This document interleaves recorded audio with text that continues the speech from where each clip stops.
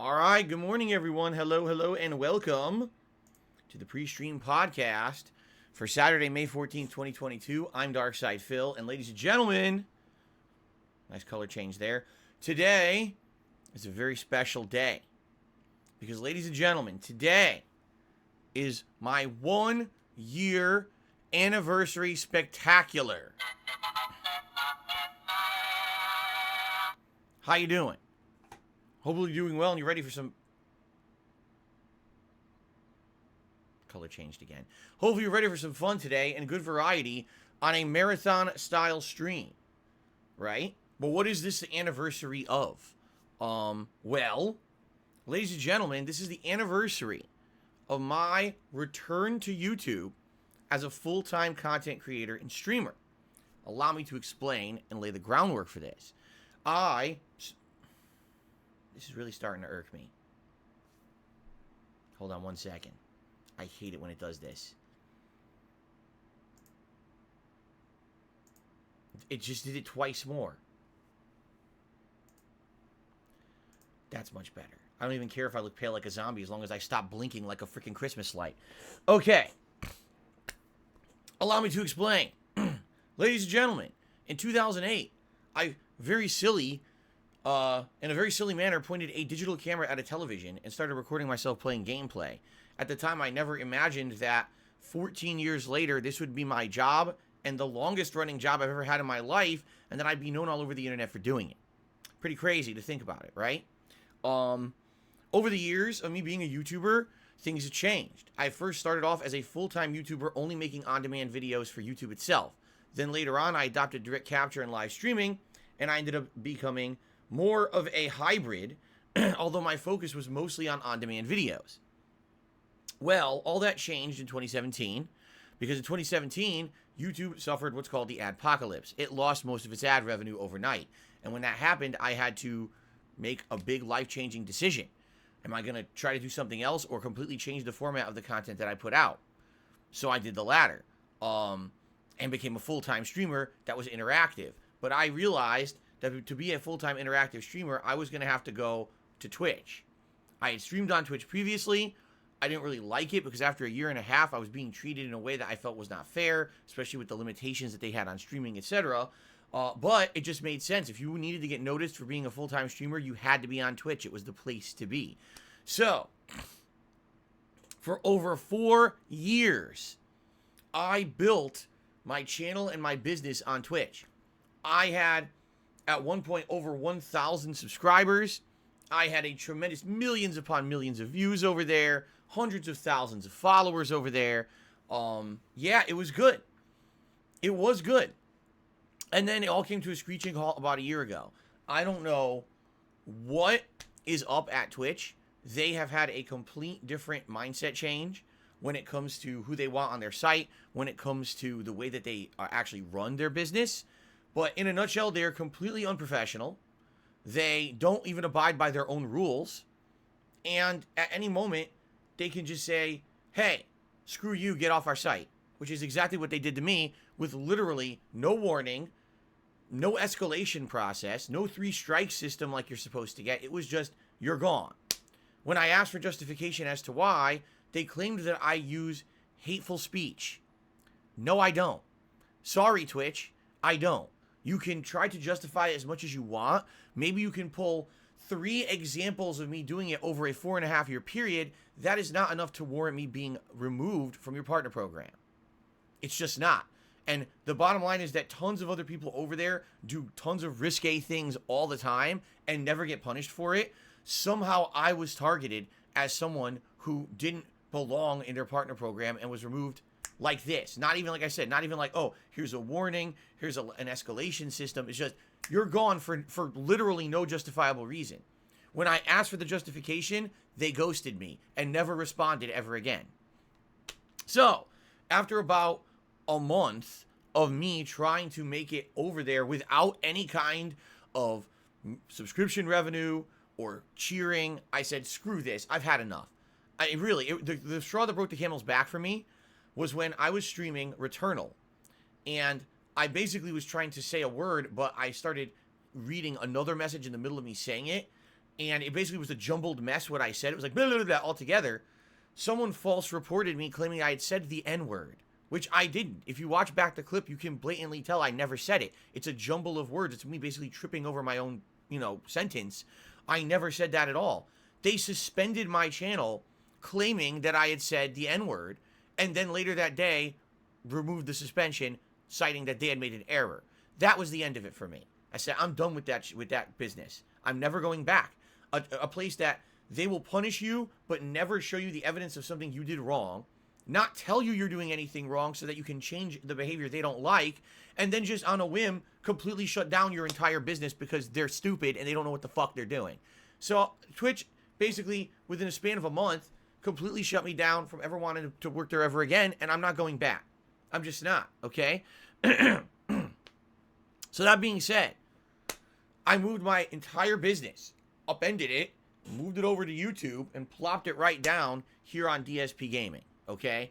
And what I'd like to do on this PreStream podcast, since this is a special celebration of me being here for a year, what I would like to do is outline what's happened in the last year, both the positives and the negatives, because I feel there's been a mix of both, okay?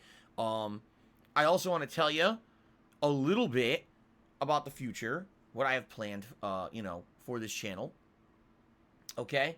And we can try to start talking about that. Now, also on this PreStream podcast, we are going to order food for today's live edition of Feasting with the King.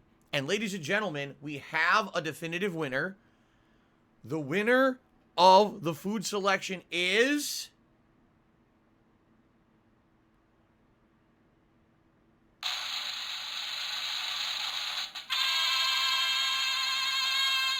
Thai cuisine. We had a triple tie overnight, okay? A triple tie. Everyone was voting for either Thai cuisine, poke bowls, or Szechuan Chinese, all right? It was neck and neck, tied at 27%, 27%, 27%. However, I can see the actual numbers behind the scenes. Thai food was at 27.19%, while poke bowls was at 26.71%, and the Szechuan Chinese was 26.9%. So technically, by like 0.3%, Thai cuisine actually won the poll, okay? So, we're going to order live. I actually have a restaurant lined up. We're going to look through the menu right here on the PreStream podcast together. We're going to pick the food I'm going to be eating today on Feasting with the King. I'm obviously very excited for that. I love doing Feasting with the King. It's one of the favorite things that I do here on the channel. It's unique and different and fun, okay? What does Thai food have? I'll tell you. Lots of different stuff. They have curries. They have noodle dishes. They have signature dishes that are Thai cuisine, like pad Thai. They do big salads and specialty things like that. Typically, Thai food is known as being spicy. What I'm thinking of doing, okay? By the way, thank you, Toa Idar, for re-upping your membership. I appreciate that. What I'm thinking of doing is ordering 2 meals, one at a low spice level and one at a higher spice level, to really see what happens when you order spicier Thai food, okay? Might be pretty interesting, okay? Okay. So, this is going to be fun, but before we get there, I do want to go through the history of last year, the whole year that I spent here on YouTube as a full-time content creator. By the way, it is very possible that some people today, if they re-up their memberships, and they were some of the first people to get a membership here on DSPGaming when it first became available, they may actually earn their new chat crown badges that look like a big regal crown. It's very different from the chat crown badges you guys are seeing in the chat right now. But I'm not exactly sure if you guys are going to earn it today or not. I don't know the exact date when I turned on the memberships here on DSPGaming. I don't remember. I'd have to go back and look. I didn't go back and look, admittedly. Okay, but it should be pretty close to the date. So maybe we will see some of those people get those today. We'll have to see. Okay, now, briefly, before we get into my trip down memory lane, what are we going to be doing today? What are we doing tomorrow and Monday? So at least you guys know the schedule. Today, it's this marathon all day long. We're starting with this PreStream podcast. When this ends, we're going to be doing DSP Reacts to Down the Rabbit Hole Dark Side Phil. The Down the Rabbit Hole video made about me over 5 years ago, over 6 million views on YouTube. It's the way that most people were actually introduced to me and my content in the modern day. And this is going to be interesting because I'm going to give you guys context, all right? The truth of the matter is the video is mostly factual, but a lot of the facts lacked context. If you watch it in the 30 minutes that it is, you get a lot of impressions, but the impressions in a lot of cases are skewed because you don't actually know the full situation of what was going on. My attempt today will be to put some context on those situations, including giving you full backstories into things like my involvement with the Street Fighter community, which, by the way, is not positive. I'm being honest here. Like, there's a lot of negativity back then. And the formative days of YouTube and all kinds of stuff that happened over the years that I've never really talked about. We're actually going to talk about that, all right? So this 30-minute video likely is going to turn into several hours. No exaggeration, because I have a lot to say about my history as a content creator on the internet, okay? So, it's going to be pretty fun. Now, I'm going to be dead honest with all of you.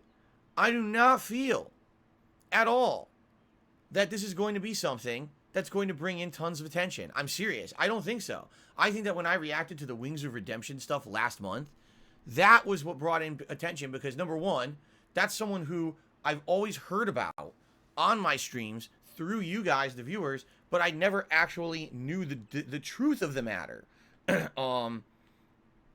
About what he was about, his history, or anything like that. And let's face it, he's kind of a big deal when it comes to drama on the internet. His video of Down the Rabbit Hole has millions of views more than mine. Okay? So, I honestly feel like I don't think this is a big deal today. But apparently some people do. I think it's going to be different because unlike me watching a Down the Rabbit Hole about someone else that I don't know about and I'm learning, I know all about this. I know everything about myself, obviously. I lived it. The difference is that I'm going to be giving context to it so you kind of understand it more. So that being said, I got something in my eye. That being said, I think it'll be fun, but I just don't necessarily think it's going to be as popular as people seem it's going to be. Like some people are like, oh, you're going to have over 1,000 viewers today and everything. I don't think so. I really don't feel that. I'm serious. Like, I think the Wings one was the big one. And after that, everything else will still be entertaining maybe, but I don't think we're ever going to get the attention that we got for the Wings of Redemption one. I'm just being honest here, okay? But I guess we'll see. Whatever. So anyway, we're going to do that. And then, after doing that, we're going to do Feasting with the King. This is going to be where I eat the Thai food. And we're going to have a big meal together. I'll be testing multiple pieces of their cuisine and rating them for the first time. Again, I've only had Thai food like twice, ever. Once I had this crispy garlic chicken dish, and once I had like a whole fish that they prepared, and it was very flaky and soft. Outside of that, I've never had Thai food, so I don't actually know anything about their signature dishes or anything. So it'd be interesting to try it out today. Excuse me. Then, after Feasting with the King, I'm going to be doing a 30-man, over-the-top rope fantasy battle royale in WWE 2K22. For those of you who've never seen one of my fantasy simulation matches before, you're in for a treat, even if you don't like pro wrestling. All right? I needed to preface this event by saying this. Even if you hate pro wrestling, I urge you to at least watch this match today or give it a shot. Because here's the thing. It's not real wrestling. It's not meant to be like a real wrestling match. I've picked 30 created characters that were uploaded to the community creations of WWE 2K22 that are all wild and wacky. I'll tell you right now, we got some superheroes and villains in there. We got some cartoon characters. We've got some real life people, celebrities, all kinds of stuff thrown in. And they're going to be coming out and fighting each other in a fantasy match that I'm going to commentate over. I'm not going to play it. I'm going to let the computer determine who wins, which is some of the zaniest things you can do because the computer goes crazy in these matches. Okay? So, I used to do these back in the day, back when WWE games actually were good. And we had all kinds of fantasy stuff I used to do. I would do the King of Christmas tournament, a series of matches where people like Ebenezer Scrooge would face Rudolph the Red-Nosed Reindeer, or Santa Claus would wrestle Satan himself. And at the end of this big tournament bracket, there would be a ladder match for the King of Christmas championship title. And that winner would be the King of Christmas for the year. It was very exciting to see hilarious stuff like that. Did you ever see Jesus do a flipping sunset flip off of a chair through a table? Well, I have. I've seen it because I did it in the games back then. So anyway, it's going to be entertaining. I urge you to stick around, especially this one. Let me hint. There may be some extra incentive for those of you who like silly stuff to stick around for this one. Hint. Perhaps I did something a little different for this one. Hint. Okay.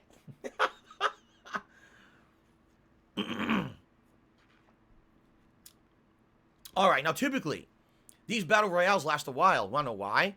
30 competitors, but each one enters, I believe it's 1 to 2 minutes between each other. So usually when I do these, they take anywhere from 45 minutes to sometimes 90 minutes to do.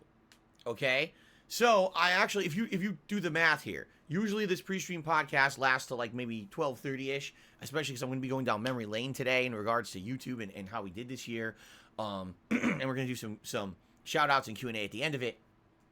Then we're going to do the down the rabbit hole, and I guarantee you that's going to take at least 2 hours. Seriously, at least, if not longer. Then the food's going to arrive. We're going to do Feasting with the King. That's going to be at least an hour. Then I got to set up for the 30-man match. Then we're going to do the 30-man match. That's at least going to be an hour to an hour and a half. So we got to see how much time we have, at the end. Typically, my marathons end between 7 to 8 p.m. Being that in particular, this marathon today, I'm going to be talking constantly. There's no real gameplay. I'm not playing a game, right? Because of that, I'm going to be talking constantly. So, we'll see how I feel by the end of this fantasy match and see if I'm up to talking even more. Maybe we'll do some open Q&A. We could just jump into a game, although I don't know what game you guys would want to see me do. We'll have to determine it by the end, okay? But it all depends on time permitting, because every time I do a marathon, all right, every single time, essentially what happens is I think we don't have enough, and then we have too much. We go long. Every marathon I've ever done, we end up going long. So maybe today will be the exception, but let's see what happens, okay? All right. Now, that's today. That's all I'm doing today, and when I'm done, I'm going to upload all of these videos to DSPGaming.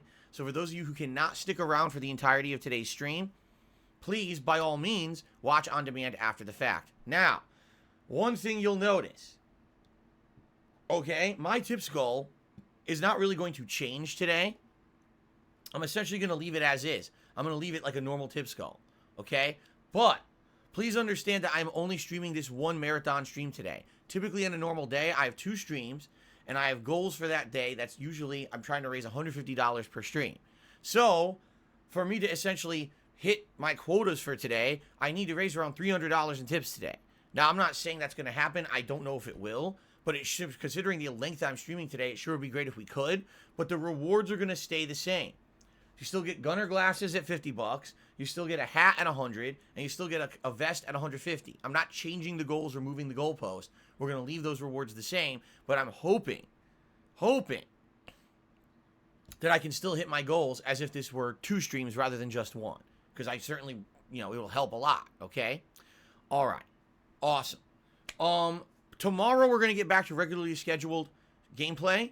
It's going to be the continuation of WWE 2K22's My Rise mode, which is what they call the career mode this year. Last time around, we had tons of issues, whether it was technical difficulties. Then my stream got taken down for playing the stupid story mode. Oh my God, it was a mess. So now we are going to be continuing in that My Rise mode. I only played like 30 minutes of gameplay last time, seriously. So now we're going to have a full 3-hour session and see how far we can get. I'm excited for this, obviously. You guys wanted to see it, and I'm excited to do it. Then, tomorrow night, the continuation of my Halo Infinite multiplayer gameplay. I've enjoyed playing Halo Infinite the 2 sessions I've done so far, but I feel like there's a lot more to do, and I want to keep playing it and keep it in the rotation for now, so I hope to see it tomorrow night for multiplayer fun, okay? Then, on Monday, we continue with Skyrim Anniversary Edition on the first stream, and the late stream will be the continuation of Mirror's Edge. And that's my streaming week. I'm off on Tuesday. Obviously, we can talk about the rest of the week later. We don't have to talk about all that this morning, okay? Now, one last thing before we get started with my little reminiscing trip down memory lane here. I want to draw everyone's attention to this number. This is a very important number. Here's the deal. Today, you're going to be watching me react to my own Down the Rabbit Hole video. Personally, again, I don't necessarily think this is going to be super interesting, but apparently many of you do think it will be. I guess we'll see. I would like to do another React event to 2 videos that I actually feel would be more interesting than this one. All right? The options are as follows. Either DSP reacts to the original "This is how you don't play" video, okay? Or DSP reacts to the video that John, Rambo, and Howard made. I say video because it really isn't, though. It's more of a media recording. The original recording apparently has been lost, so there's no visuals to this thing. It's just like an hour-and-a-half audio recording. That's very confusing the way that it's on the internet. I still don't understand what happened. But anyway, those 2 are pretty, I feel, more interesting options. The first video where kind of the hate movement started against me for my gameplay and attitude, or the video where people who supposedly were my friends basically said, well, we don't like Phil, and here's all the things he messed up over the years. Great. So, I've never reacted to either thing. I really feel that either of those would be better. Okay? And so, earlier this month, we were at 410 members. And I said, if we hit 450 members this month, I will do a react to one of those, and you guys will be able to vote on which one you want to see, and the winner is what we will do next. And then what happened was the members just plummeted. People didn't renew their memberships, okay? Now listen, I've said this time and time again. I wish I could offer you guys more. I really do. I wish that YouTube would offer the same features as Twitch when it comes to comparing memberships on YouTube to subscriptions on Twitch. They're not equivalent, and I know that. On Twitch, when you subscribe to someone, you can use their emotes on someone else's channel. As you are a long-time subscriber, you earn special emote spots and slots. I understand this. You don't get that on YouTube. You can't. They don't have the feature, okay? There's not much I can do about that. And sadly, I've tried my best to offer other features to members, and it just hasn't really been a way to that's worked. Even my memberships here on YouTube are cheaper than Twitch. It's $4. On Twitch, it's $5. Here, it's $4. So I've even tried making the price cheaper, and that doesn't help. So with all that in mind, there's really not much I can do to make anything sound more attractive here. All I can say is, listen, the channel grows with this kind of support. It does. This kind of consistent support is what I need to basically get back on my feet and get back to the levels that I was on Twitch, which is one of the things we're going to talk about today, is that I haven't. In the last year, I've worked my ass off here on YouTube, but I can't seem to get this channel to grow at the rate that I was growing on Twitch because it doesn't have the features of Twitch, okay? But I feel that today, all right, doing my reaction video to my own Down the Rabbit Hole, perhaps some of you would be convinced that now is the time to become a member and we can make a major headway towards hitting that goal for this month. I would like nothing more than to hit that within a day or two and be like, let's already get the poll going where you guys will vote on which one you want. We can schedule it out for, in 2 or 3 weeks. We have a big event again around that, much like we're doing around this. I'd be happy as hell to do that. All right? But we got to move forward, not back. What's hilarious, some people are like, oh, make it 400. We've already hit 400 on this channel. That's not growth then. That's not even maintaining. We've been at 410. So we've got to do something that's realistic. All right? Please, if you're interested in seeing me do the next big one, let's see some movement on this today. All right? Fair enough? Okay. Ladies and gentlemen, let's go on a trip down memory lane. This year has been a crazy-ass year on YouTube, let me tell you. Uplifting my business from Twitch and literally saying, I'm not streaming there anymore, goodbye, and coming over to YouTube was a bumpy start, to say the least, okay? Originally, I wanted to stay on Twitch, but man, relying just on tips, it just was not a good thing. It was nearly impossible. How am I going to maintain my entire business with just tips? That means no subscriptions, no cheering, and those were all big ways that I had ongoing support on Twitch every month, and I literally was relying just on tips, and I really worked my butt off, and, it sucks that they did what they did with the false takedown for me saying the N-word that I never said. That was just ludicrously unprofessional and bad, And that was, again, the straw that broke the camel's back for me. So, when I moved over here, all right, at first, a lot of people were resistant. Oh my God. People were like, I'm never coming to YouTube. I hate YouTube streaming. Everyone hates YouTube streaming. I would never use it. And it's funny because it's like pulling teeth with some people to let them understand that it's either this or nothing. Like, there's no other option. There's nowhere else that's viable for me to go. I looked into these third-party streaming websites outside of YouTube or Twitch. There's a few that exist, but none of them are really viable. Most people who go over there can't make a living doing it. They just don't have the pull at all. You know, right now, can you name a notable streamer who's streaming on a site that's not YouTube or Twitch? Maybe you could think of one, right? But there are almost none, okay? So I needed to at least go to the other major platform.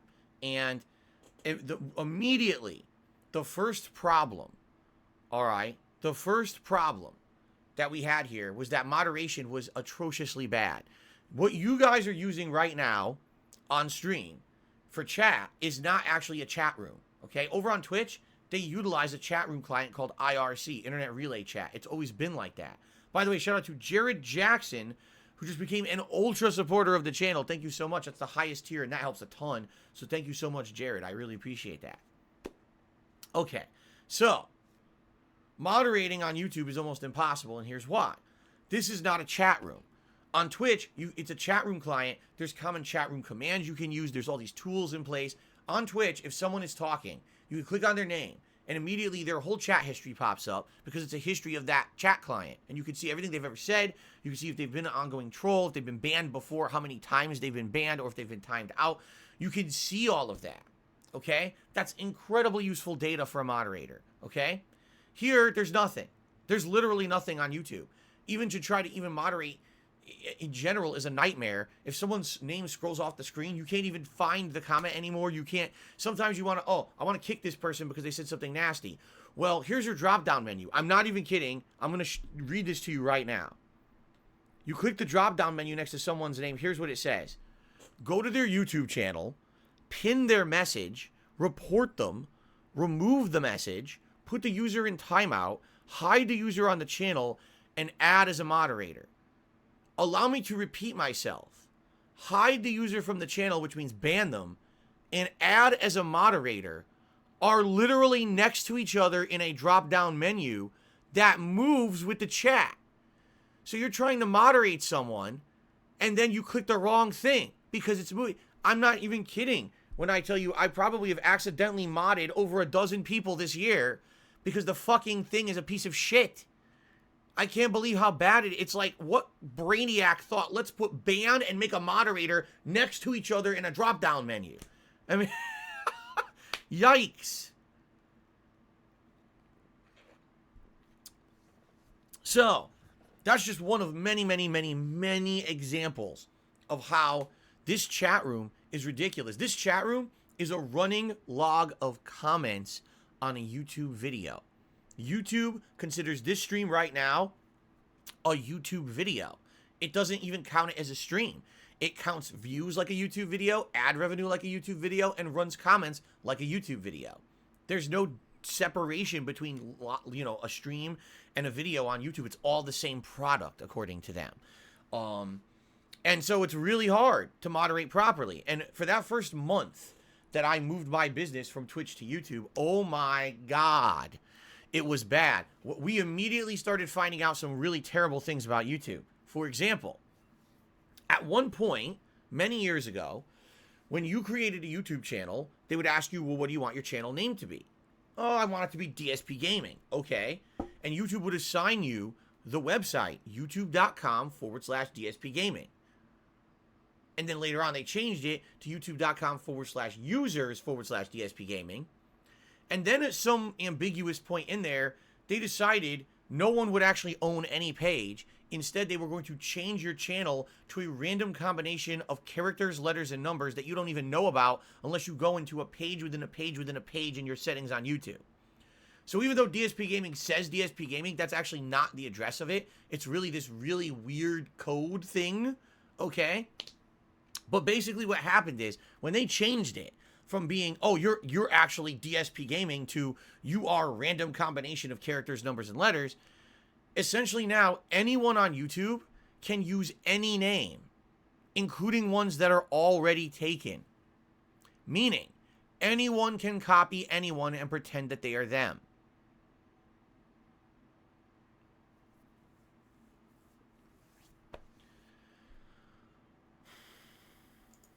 What were they fucking thinking? Oh my fucking God. Are you stupid as shit? Yes. If you thought that was a good idea, you're stupid as shit. That is the dumbest, most lame brain idea I've ever heard. So anyone can impersonate anyone at any moment. And so what ends up happening is people make clone accounts. People make dummy accounts. People come in and say that they're me. They say that they're another chatter. They say that they're a moderator. And you can't fucking tell what's what. Because you're staring at it like, is that real? Is that fake? Now, I'm a lucky one, and here's why. Okay? I got my YouTube channel verified many years ago. What that means is that I went through a process of proving my identity by sending them a bunch of documents, and it proved that I really am Phil Burnell, the owner of DSPGaming, and I got the channel verified with a check mark. That means that I am the official DSPGaming on YouTube, and no one else can officially claim that moniker. Yes, they can make a channel that says DSPGaming, but it will never have the check mark. I'm the official one. So at least in my case, when I post up anywhere or I do something, if you don't see the check mark, you know it's a troll. But in the case of everybody else, very few people have that verification on YouTube. So right now, there could be people coming in impersonating people. I have no idea if it's the original person, the impersonator, or the impersonating impersonator. There's stream chatters that have this issue where people just constantly come in and impersonate them, and it's fucked up because you don't know who's who. It's really messed up. So, that's pretty dumb, huh? And I don't understand how YouTube thinks this is valid, and they still haven't fixed that in the year that I've been here, you know? That's just one example of some of the really big shortcomings of YouTube streaming as a business, that they don't have the basic functionalities like Twitch does, right? I was streaming for a whole month before YouTube rolled out subscriber-only mode in the chat. So allow me to explain what that means. Until we turned on subscriber-only mode, anyone could come to the chat and say whatever they wanted with any kind of an account with no actual restrictions whatsoever. Okay? This was chaotic. We had people coming in with a troll account, insulting me, insulting viewers, ban them. Coming 2 minutes later with a new troll account, ban them. A new troll account, ban them. A new troll account. And this would go on for the entirety of a stream. We'd go through 60 accounts, and they'd still come back. How is that valid streaming, and how is that anything that anyone would want to deal with a business, right? The answer is, of course, it's not. It's terrible. It's completely unprofessional. It's like a joke, right? When they finally turned on sub-only mode, hallelujah, now I have some control over the stream. I set it up so that basically people cannot talk in the chat unless they're previously subscribed to my channel for a set amount of time. Now, let me explain. Subscribing and memberships are different. Subscribing is literally, oh, I want to follow Phil. I want notifications when he goes live and when he makes content. Subscribe. Memberships is the paid, ongoing, renewing service where you get all the features like the emotes and the chat crown badge and the highlighted name and ignoring slow mode, etc., etc. Okay? So, thank God they gave me sub-only mode. I don't know what would have happened in the last year. If I didn't get sub-only mode, this literally could have been a nightmare. It could have been the end of my business. No exaggeration. Like, who wants to come to a stream where it's constant fucking nonsense, right? It's constant trolling. It's constant idiots. And there's no way to actually do anything to make that better, right? No one wants to deal with that shit. It's terrible. So, that being said, thank goodness they turned it on. It literally overnight changed my business for the better. And I was like, oh, I can actually like control stream chat and have a controlled environment. So, here's what happened. Within 1 month of me leaving Twitch and coming over to YouTube, there was chaos. And then all of a sudden overnight, we had calm. And when the calm started, all of a sudden things changed. The vibe of my streams changed, okay? Instead of it being open season for trolling and stupid shit, it ended up being a smaller, yet more engaged, dedicated viewing audience that would show up to my streams every single day. I'm not saying that we would get big views for big new games. I'm saying that the chat was actually under control and consisted of people who actually wanted to be here for productive and positive reasons. And that has made all the difference. I can tell you guys that in the last year, all right, some of the streams that we have had with meaningful conversation, the fun tied to a retro game or a cool experience that we're all having together has been exponentially better than any chaotic stream that I had over on Twitch that was uncontrollable with constant idiots coming in and being stupid as shit. To have control over your place of work is a humongous thing. Really. Imagine if you were running any brick and mortar business and constantly you had idiots coming in, screaming, shooting silly string and spray paint everywhere, just spinning and shitting all over the walls and just destroying the business, and you had no way to control that. That's essentially what streaming felt like for a long time. And then this year, I feel like I got control of my business again. Now we have a fun place where we can have meaningful conversation and have a good time together in a controlled environment. Now, of course, there's people who are going to, oh, Phil's streams are boring because they're locked down. Then leave. And I don't care. If people are coming here for a chaotic environment and coming for stupid shit like that, then they're in the wrong spot regardless. You know, I'm 40 years old now. I just became 40 a month ago. And I'm older, I'm wiser, and I'm realizing that it's more about catering to your core audience of viewers who are going to be with you for thick and thin and are going to support you no matter what. That's who I care about. I don't care about getting giant views on my streams. I don't care about getting ginormous views on my YouTube videos. What I care about is actually creating entertainment, that people feel is valuable enough to them personally that they want to keep supporting me and my business so that we can keep this going. You see what I'm saying? It doesn't matter if I have 10,000 viewers if 9,920 of them are assholes. It doesn't. I'd rather just have the 80 people who care. Really. That's all I care about. There's other content creators out there who feel like the only way they can make a living is by appeasing to that toxic audience on the internet, by catering to the trolls. Not me.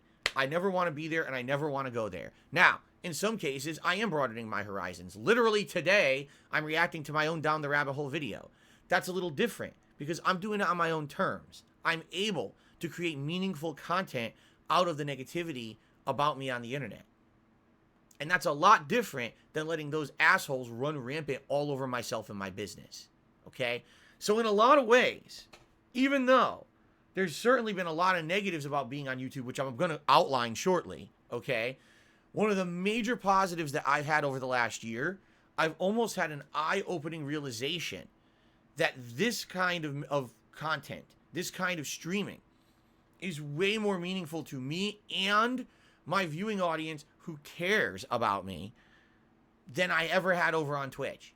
Yes, on Twitch I had a lot more visibility. People would be searching for a new game and they'd find Darkside Phil and check out his channel. That's absolutely true.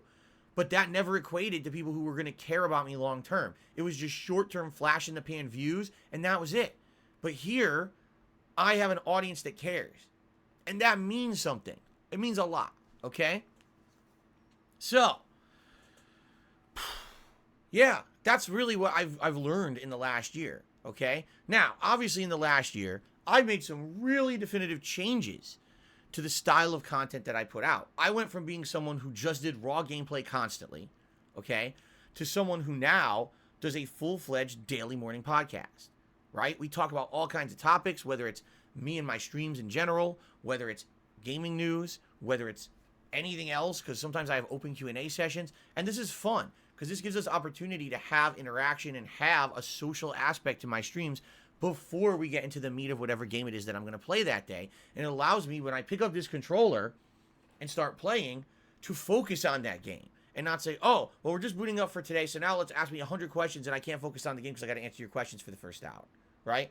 I really enjoy that. I enjoy getting that out of the way and having this fun podcast with all of you. And in fact, people have definitively told me that this podcast is more interesting to them than a lot of the gameplay I do, and I have an audience just for the podcast itself. Hundreds of people literally just tune in just for this and not for the gameplay. And I'm happy for that. Hey, if I can start to diversify the content that I put out there, so all my eggs aren't in one basket anymore, as I get older, right? I'm not going to be able to play games 24/7. I'm going to have to diversify. My hands are going to start to get probably carpal tunnel. I can already tell you, I'm starting to see signs of this. I'm starting to see tightness and pain and numbness sometimes. And I got to do exercises and stuff to make sure that it's not something that sticks around. Eventually, long term, I'm going to have to change the style of content that I do so that's not all gaming all the time. And by the way, don't be afraid. This doesn't mean I want to completely stop gaming. Ever. I'd like to be a gamer for life. But I know I'm not going to be able to do this full time forever. That would be a ridiculous, unrealistic expectation that I could do this till I'm like 80 years old, right? But what I could do, hold on. See, turning away from the mic when I belch, what an improvement. There you go. Excuse me. But what I can do is diversify myself and the content that I put out so that as I get older, you guys are used to other kinds of content. This podcast is a perfect example of that. The React content that I've now started to do is a good example of that. Trying to branch out and do different things. Feasting with the King, absolutely, is a good example of that. A show that I started exclusively since I started here on YouTube and have branched out and done it many times, and you guys seem to really enjoy that show, right?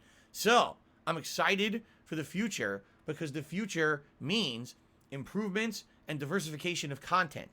But also, just on top of that, look at the difference in the visuals, right? We now have these nice overlays, cool looking borders, really cool stuff. Animation. My animations on the stream are dramatically improved from what they used to be, right? Everything has pretty much gotten a step up since I left Twitch and came over to YouTube. It's been a focus of mine to try to make the streams look better as much as I possibly can. All right? Excellent. So I think there's been a lot of positives moving over to YouTube, just being honest. I do. I really feel like the content is more meaningful. We have better conversations and more meaningful interactive streams. I have more control over my streams than I ever had before. And I also, I'll be honest with this one, I really like having all my content in one spot. Because back when I was on Twitch, it was like, well, the streams are here, but the on-demand videos are here. And essentially, if I had to focus on one. I couldn't focus on both because I really wanted everyone to go to one, and I felt that the streaming was the future. So I told everyone, focus on the Twitch channel, focus on the Twitch channel, right? And the Twitch channel succeeded and grew. Wow, it got big in the 4 years I did it. It really grew big. But what happened over here on YouTube is that this channel, DSPGaming, was in disrepair. I wasn't paying any attention to it. I literally told you guys, this is just a storage space for my archives from Twitch. So watch if you want, but I don't really care about it. And I just lost interest in it, and this channel went down. The viewership, everything went down because I basically ignored this channel. I turned off comments because the comments literally became all troll comments, and I didn't want to sit here moderating comments on my videos, so I turned them off. So, yeah, that's basically bad. And so, coming back here to YouTube in the last year, I now focused on rebuilding this channel from the ground up. And let me tell you, it hasn't been easy because YouTube, it's very, very hard to get exposure on YouTube. When there's years of slander and defamation and negative toxic videos about you, 9 times out of 10, when someone searches for DSP Gaming or Dark Side Phil, they get that before they get me. And that sucks. I want people to find me in a positive light, and they usually can't. And there's nothing I can do about that without a lawyer to sue the shit out of everybody, and I'm not rich enough to do that. So I'm basically at the mercy of the algorithm of YouTube. But even then, this last year, there's been growth. I went from 180, I want to say I started around 185, 186,000 subscribers, and now I'm at 198. So in a year, I got over 10,000 new people to come engage with the content and subscribe to the channel. Now, what's funny about that is there's people who literally don't understand YouTube, who say really dumb things like, well, I don't understand because I look at your videos and your videos barely hit 1,000 views usually. So how could you have 11,000 engaged people? because I'm a variety content creator. And when I put out videos, not everyone watches every video. It's not like I'm one of these vloggers or a drama content creator who puts out a video a day or a video every other day, and they expect every single subscriber of their channel to watch every piece of content. It's actually quite the opposite. I put out enough content, excuse me, in a variety of style that I expect that someone will watch what they want and skip what they don't have interest in, right? Today, we're doing a PreStream Podcast, which is a roll down or a trip down memory lane, a down the rabbit hole reaction video, a feasting with the king segment, and then I'm doing a sim match in WWE 2K22. All completely different kinds of content. Some people will watch one piece, some people will watch all the pieces, and some people will pick and choose the pieces that they want to watch out of that and maybe watch a couple. You see? That's still engagement. I have actually created tons of engagement on this channel in the last year, and that's thanks to you guys buying in by liking the streams, liking the videos, starting to leave comments again, because let me tell you, that was a huge step for me. Turning the comments back on my videos, excuse me, I just hit my mic, was a huge thing. That was an opportunity for people to start interacting with my content on demand again in a way they hadn't in years. And even though, I'll be honest, it is tough, because every day I go through everyone's comments and I have to, look at all these shitty troll comments. They're like, wow, YouTube caught this one and this one. And then there's comments that I have to manually approve. All right. I really wish there were more. Back in the day, I used to get hundreds and hundreds of comments a day. Now I'll be lucky to get 24. No exaggeration. I'm lucky to get 24 comments on my videos a day. But you know what? 24 is better than 0. And it's getting better, especially when I start a new hot playthrough or a new project or something interesting. People have a lot to say. And I appreciate that feedback and I appreciate that interaction that they give me on the videos. And that's a huge thing for engagement that makes this channel basically, more popular. It'll show up in an algorithm again and things like that. Okay? Now, my goal is to hit 200,000 subscribers. And I want to do like a big celebration when I hit that. But we're a far away from that, just to be completely transparent with all of you. My growth right now, my growth rate is about, on average, 400 to 600 subscribers a month. Okay, I wish it was 1,000. That would be cool, but it's not. It's 400 to 600 a month. And with that, if you do the math, it basically means in about 3-4 months we'll probably hit the 200,000 subscribers. And I'd like to do a big celebration for that. I don't know what it would be. We have to think about it. But definitely that would be a cool milestone, I feel, to celebrate on the channel. That we finally, after all these years of being stagnant and not really caring about the channel, I built the channel back up and hit a new milestone, right? That would be pretty cool. Now, I just talked about a lot of positive things, right, that we've done here on YouTube. I do want to talk about some of the negative things and the shortcomings of YouTube streaming, because let me tell you guys something. There's a lot of shortcomings when it comes to YouTube streaming, things that could literally be improved overnight with a flip of a switch or a small piece of code that YouTube has just refused to implement for some godforsaken reason. I've said this before and I'll say it again. I don't understand why YouTube is paying to bring big-time content creators to the site to stream exclusively here when there's literally no incentive for a viewer to want to come here. Yes, I will outright 100% admit to you, my own viewing audience, that as a viewer, watching content on Twitch is better. There's more options, more features, and things over there that are lost here on YouTube that suck that you lose them, right? Just right off the bat. One of the things that I had over there, until I got kicked out of the partner program for no good reason, was the channel points system. Now, the way this point system worked is that the more that you watched a channel's content, you would accumulate channel points. And these points could then be used for silly things, like unlocking an emote temporarily or editing an emote to look a little different, right? Or one of the things that we were doing that we completely lost, that sucks because it was really popular at the time, were channel wagers. You guys remember that? So what would happen is people would watch my channel and accumulate a bunch of points, and then you'd be able to wager said points on a stream. So if I'm playing Call of Duty, We could do a special challenge. Will Phil get 30 kills in this round of Team Deathmatch? Yes or no? And people would wager their points, and I'd play the match. It would be suspenseful. People would be going, yeah, rooting for Phil or rooting against me because they voted against me. And it would be a really exciting atmosphere of competition against each other. Who's going to have the most points? Who's going to have the least points? What's going to happen after this wager, after this wager? And the thing was, it was incredibly harmless. It was incredibly harmless because they had no value. It wasn't like you could redeem them for anything, so it wasn't like real gambling where there's anything attached to it of value. It was just innocent and safe and silly fun. And I absolutely loved doing that. We did it for months, and then it all just went away. YouTube has absolutely nothing like that, okay? That is a huge miss. Why? You can't tell how long someone's watched your channel? Of course they can. They have those metrics right now. They can look at your account and tell me how long your account has watched my channel. They have that data. They just don't care to do anything with it of any kind of fun use. There are alternatives to it, but they're all terrible. For example, you can get a bot that will come into the chat and actually artificially track how long a certain chatter has been in the chat, and then say, oh, you've been on the stream for this amount of time or whatever, you've accumulated this many points, yada, yada, yada. However, it doesn't work well for multiple reasons. First of all, if you haven't noticed, guys, YouTube chat is not as fast as Twitch chat. As I've explained, this is a running comment system. This is not a chat room. So what would end up happening on a lot of YouTube streams that tried to use those bots, a lot of users would want to say, well, how many points do I have? Or how would they use a command to wager? Literally, the whole chat would end up being, oh, this person has this many points. This person has this many points. You have wagered this many points, this many points. The whole chat. So no one can actually talk. The whole chat just becomes about the wagering system, and it's a big mess. In addition, if you haven't noticed, the bot here lags a bit. When you type in commands, the bot doesn't always respond right away. Now imagine that times 20 as a bunch of people are all trying to use the bot at once to figure out channel point stuff, right?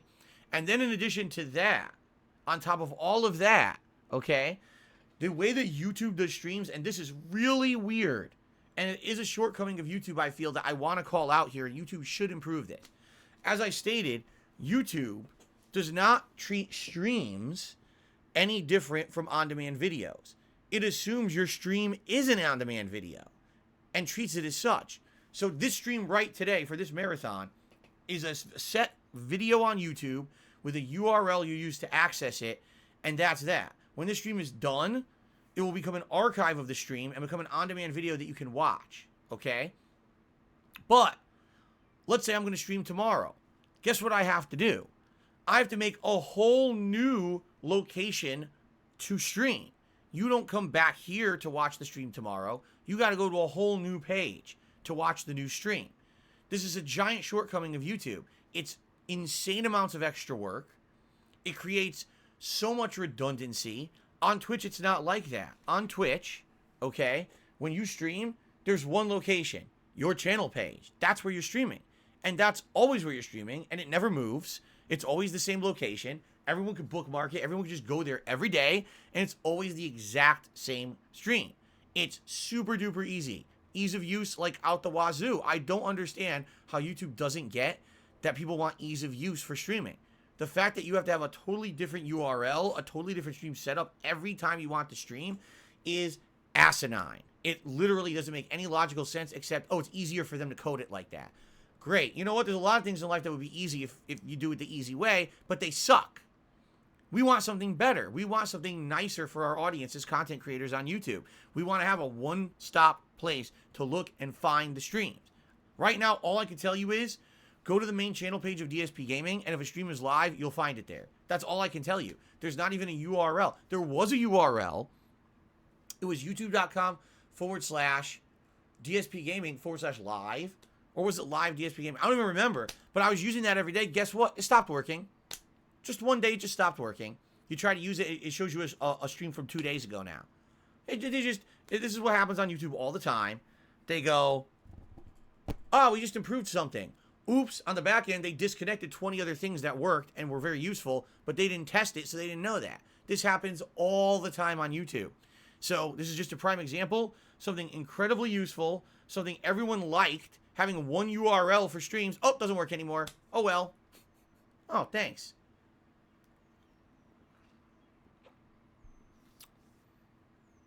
That's one prime example of something that could dramatically be improved here on YouTube.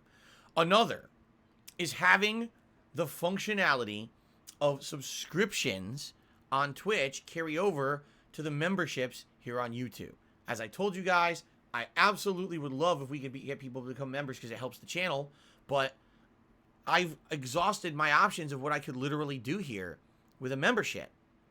I don't have the options to give you features like there was over on Twitch. In addition, there's just way less ways here to use memberships on YouTube. For example, on Twitch, there's something called Twitch Prime.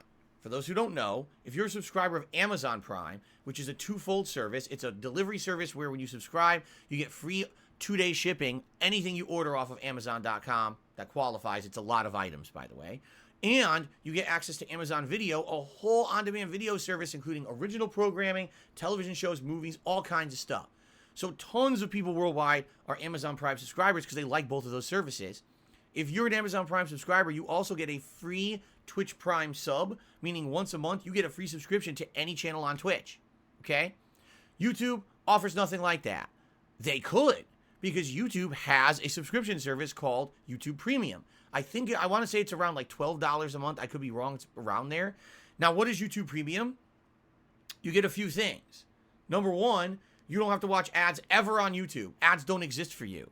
But if you watch someone's content that has ads enabled, they get credit as if you had watched an ad. So you're supporting anyone you watch on YouTube if you're a YouTube Premium member. As long as you watch videos, people get paid for their work, which is really nice. In addition, you get options to do things such as download a video. Now, of course, there's tons of third-party programs that you can use to do that. But as a Twitch Premium member, just being able to download any video and watch it later at your own leisure, even if you don't have an internet connection, that's kind of cool. Imagine being on a plane and you know you're not going to have solid internet. You want to watch a movie, you could download the movie off YouTube and watch it on demand on the flight. It's just one of the many features of YouTube Premium. I'm not here to be an advertisement service. I'm just saying this is what it is, okay? Now, why can't YouTube, if they really are trying to bring people to the site to watch live streams, say, hey, because you're a YouTube Premium subscriber, you get a free membership to one channel a month, just like Twitch does. Why not? It doesn't seem to make sense at all, right? I just don't understand that. You know, it blows my mind that they don't implement simple things like that are equivalent to their competition. They don't feel that they need it.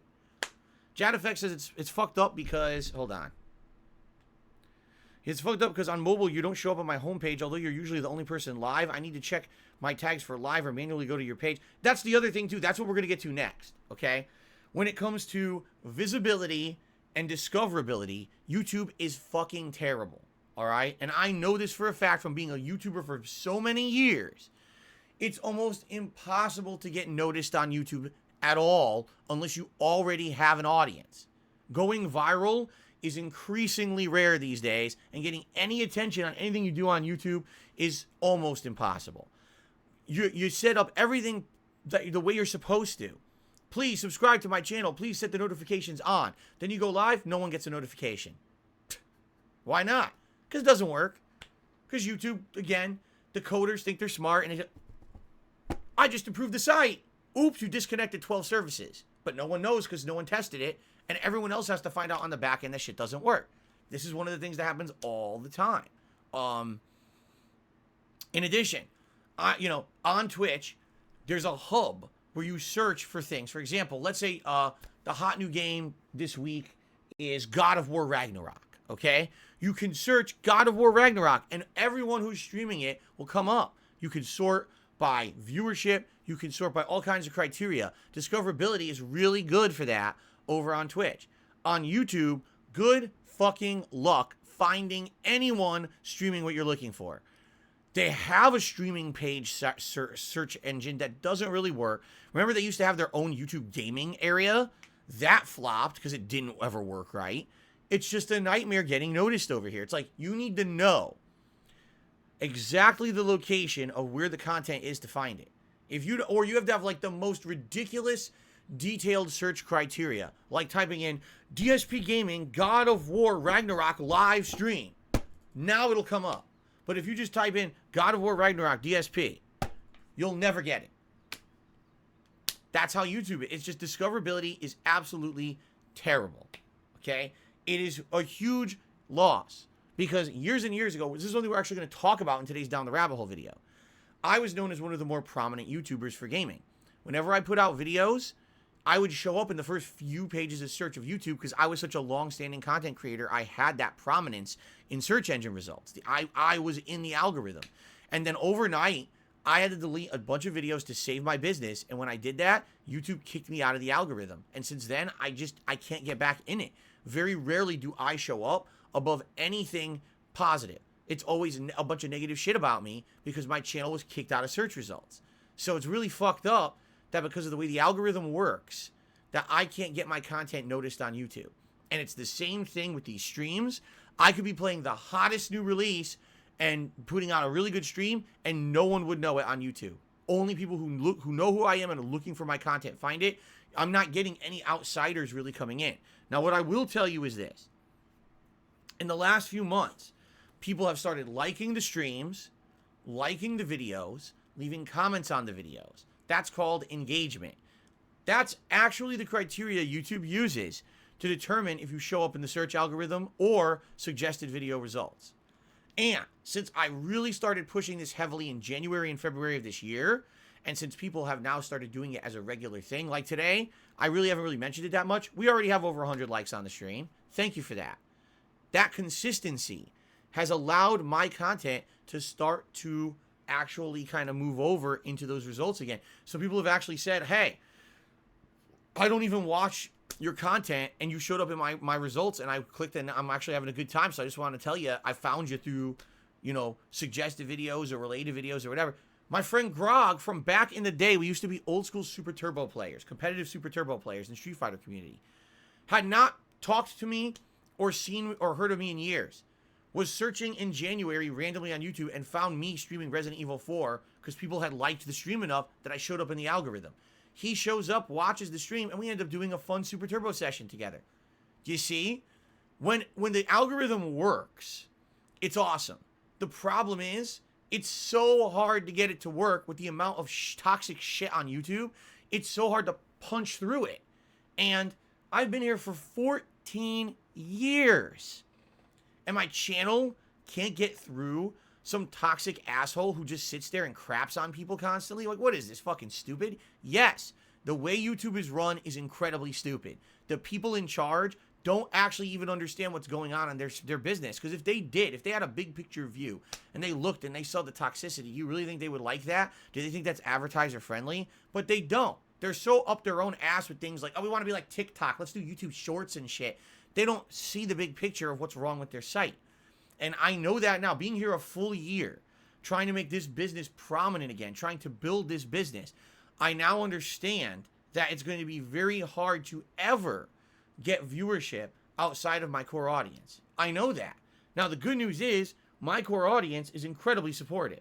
So as long as I'm making content that I feel appeals to them, and maybe every once in a while, I venture outside of my comfort zone, doing something like Down the Rabbit Hole React videos and things like that, now I'm appealing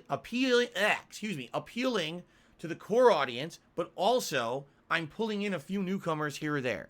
It's going to be slow growth, but I feel like I've got enough foothold here on YouTube to have growth. We've seen it.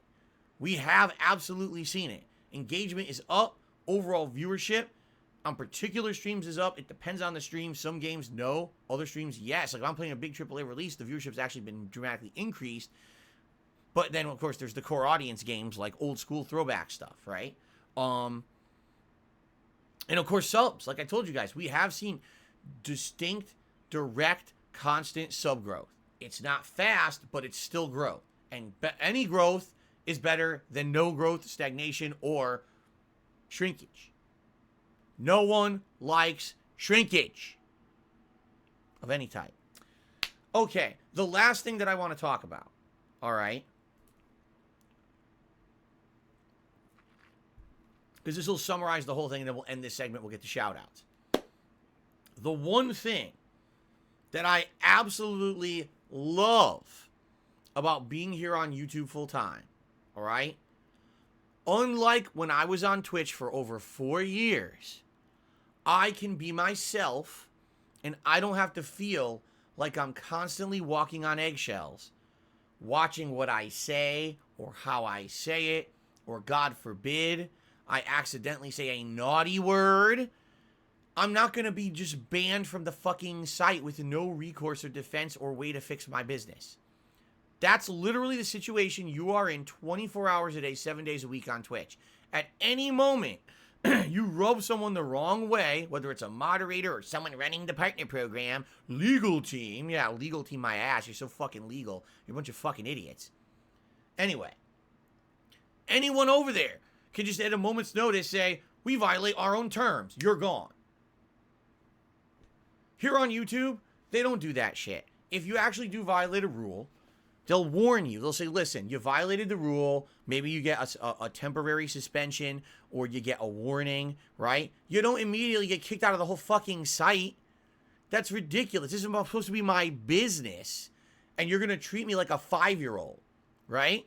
No. This is my livelihood. This is my business. This is what pays my bills, how I support my fucking family. And you think you just kick me off on a whim because you're having a bad day or because you have a new initiative behind the scenes that you want to kick people off your site who have a troll following? Fuck you. Really. Twitch, fuck you. That's why I'm never going back to you, because you're completely unprofessional, and it's been a year. A fucking year. And they still ghosted me and didn't respond to my request to prove that I did something wrong. They refused to do it because they don't have anything. Anyway, here on YouTube, I can be myself. I can say what I want to say. I can do what I want to do within means. Obviously, if I come on a racist tirade here on YouTube, I'm going to get in trouble. If I'm insensitive to certain groups of people and being a complete dick, yeah, I'll get myself in trouble. But guess what? That's not me. That's not who I am. That's not the kind of content I put out or want to put out. That's not the way I think. I'm not wired as a human to be saying and doing harmful things like that. So I'm happy that here on YouTube, I can actually feel free to be myself and not have to constantly worry about bullshit. All right? The worst that can really happen is getting like a copyright issue, which has happened a few times. Like the other day when I was streaming WWE, and they claimed that the video footage that was in the game, somehow I'm broadcasting copywritten content. And even then, all they did was shut the stream off, and I was able to easily just come right back and continue on, not streaming that content anymore. They didn't punish me. It wasn't like, oh, you're completely shut down and your business is ruined and everything. It's like, no, they were just like, okay, we understand that was happening. We're telling you don't do it again. And it was fine. There's no bad standing against my channel or anything like that. Are there constant content ID issues on YouTube? Of course there are. Half the time when I'm playing something, the content ID rears its ugly head, claims my content, and now I can't make any money on it, right? But thank God that I have diversified income. It's not just about ad revenue anymore. We've got I said subscriptions. Oops. We've got memberships. We got super chats, super stickers, tips, Patreon, all these various ways that people support the business. So it doesn't matter if one little way gets shut off. There's a million other ways to make a living. I like that about YouTube. Okay. So, in a nutshell, moving from Twitch to YouTube has not been easy. It was not. It was rough. It was a rough transition. By the way, a lot of people didn't come with me. And I know that. I had consistent viewers, people who were longtime fans over on Twitch, and they just refused to watch YouTube streams. And there's nothing I could do about that. I never wanted to leave Twitch. Twitch fucked up and mistreated me. I'm not going to sit here and be a victim and be attacked and be treated like a little child when this is supposed to be my business, and I've been doing it for so goddamn long, and they're going to treat me with utter disrespect and unprofessionalism. I know when to leave. So I'm not going back. Here we are in the year anniversary. Some people were like, oh, what's going to happen is when Phil hits that year anniversary, he's going to reapply for partnership over on Twitch, and his big announcement on his anniversary stream is going to be his return to Twitch. Do you think I'm fucking stupid?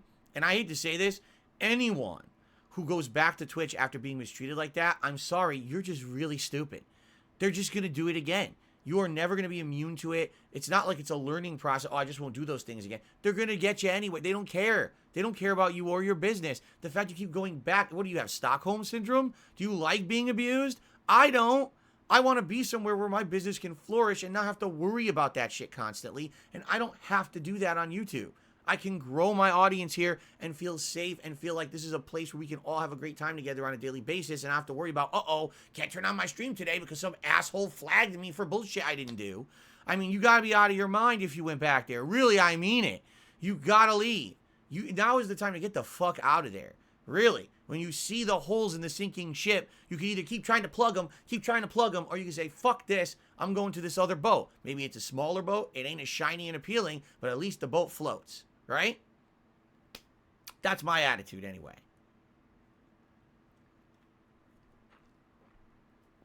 Okay. That's it. That's the segment. Thank you all for a great year. Really. Thank you. It's been a great year here on YouTube. It could have been absolutely, positively horrible. It could have been a fucking nightmare. It could have gone absolutely terribly.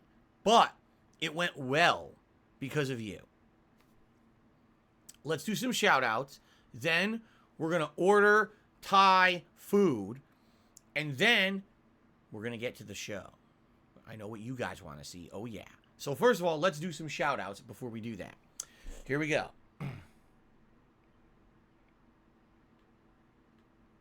So, shout out to Bam a Ham Yum. What a name. Who did a super chat and says, will you become a hot tub streamer? The joke's on you. I've been a hot tub streamer. I am sitting in a hot tub right now. I've done this every single day that I've streamed on YouTube. I've actually been sitting in a hot tub. Anyway, thank you to Toa Idar, who became a member and says, oh my God, JC Abam. I have no idea what that means.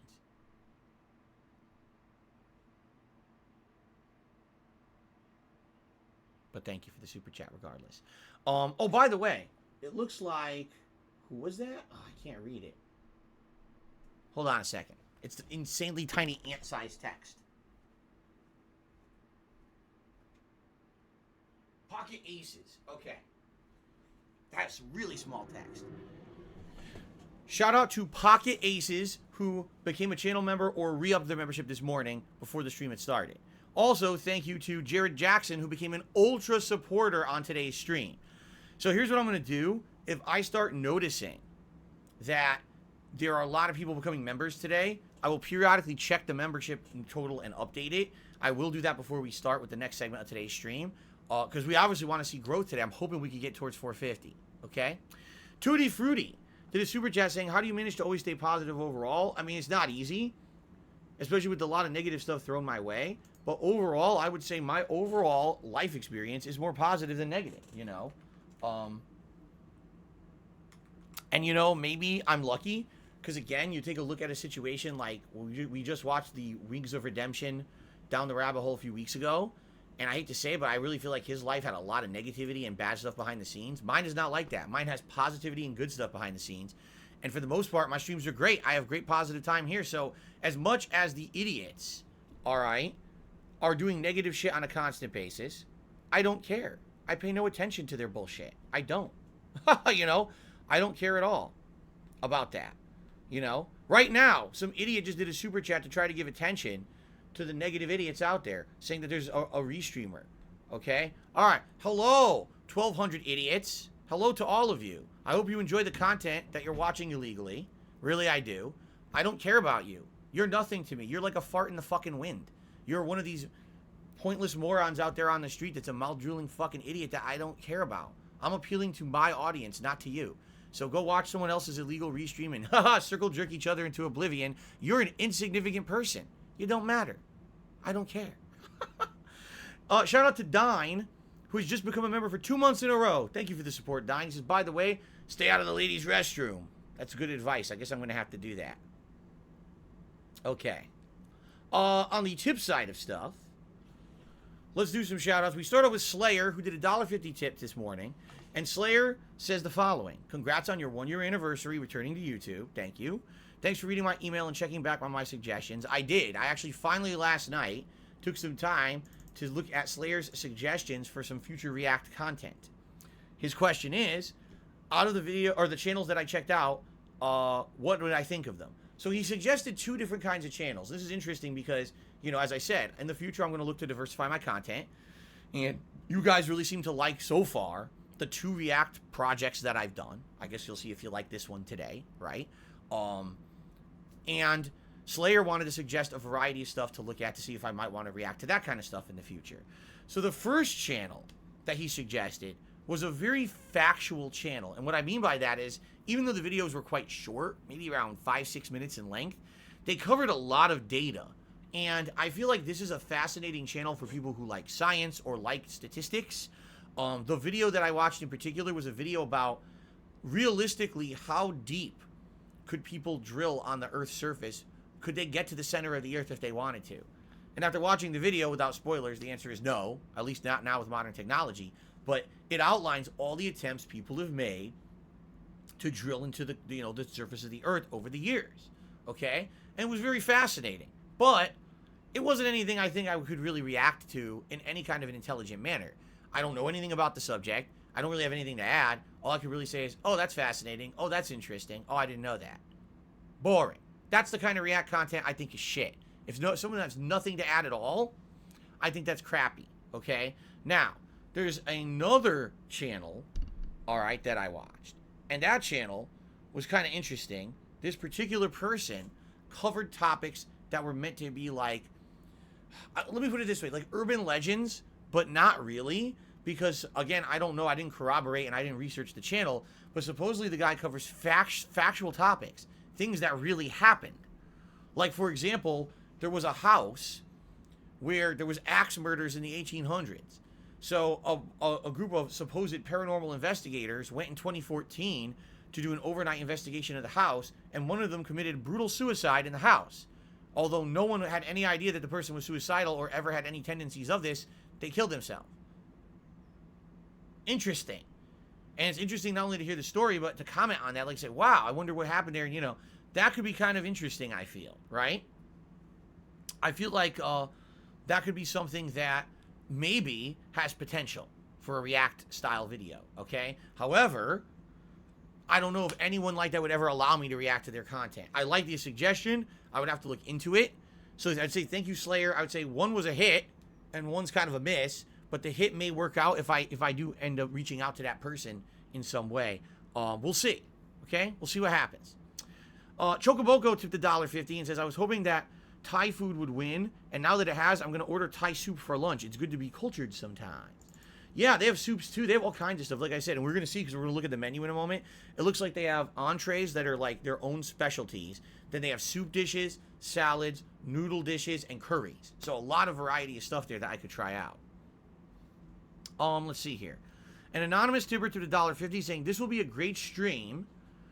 Thanks for putting out a good show. All the different events going on makes it feel like a big event. Yeah, and I think it's a cool time to do a good variety of stuff and a bunch of firsts. Like, first time I'm reacting to anything about me, right? First time to do a WWE sim match.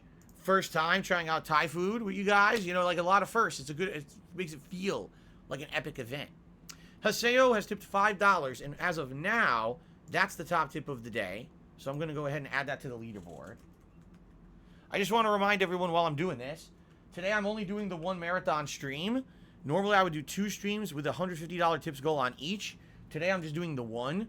So I'm aiming to try to raise the $300 that I would normally make between the 2 streams. All right? So thanks in advance to anyone who supports. It would be great if we could hit that. So it's as if I did my 2 normal streams. But the rewards are still the same, meaning 50, 100, 150 are still the one you're going to get your rewards for when we hit those, okay? Okay. So Haseo says the following. Remember, when we had to use a secret word in the tips so you knew if we were real or fake. I remember during your Crash Bandicoot stream, someone impersonated me, and I was both shocked and surprised by that. Yeah, we're definitely out of those times. That was the worst. That was the worst where we had someone actually committing mass credit card fraud. There was someone who was actually going to the dark web, buying stolen credit card numbers off of there, and using those stolen credit cards to give me fake tips that then, of course, would be used to charge back. So you had people coming in, oh, I'm Haseo, I'm this person, I'm that person, and it's a tip, and I'm being supportive of Phil. Come to find out, it really wasn't that person. It was the asshole doing a whole illegal transaction, and then it would get charged back and screw me over on the back end. Pretty shitty, you know. But those days are gone, thank God.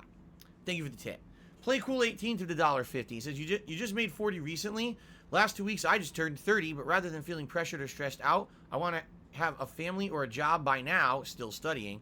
I feel relief and pride for finally having a direction and a goal that I'm working for. Same for you.